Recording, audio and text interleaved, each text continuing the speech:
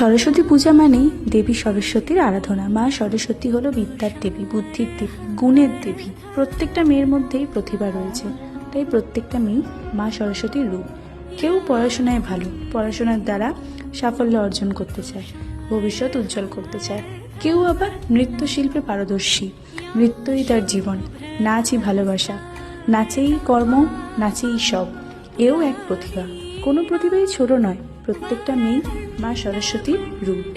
কারোর কণ্ঠে আবার দেবী সরস্বতীর বাস, বাগদেবী। মা সরস্বতী গান সমস্ত প্রতিভার সাথেই জড়িত। তবে আমরা মুখে বলি, কদর করতে পারি কজন। কেউ বা আবার নিজস্ব শিল্প প্রতিভার মাধ্যমে মানুষের বিশেষ দিনগুলোকে শীত সাজসজ্জার মাধ্যমে সুন্দর করে তুলতে চায়।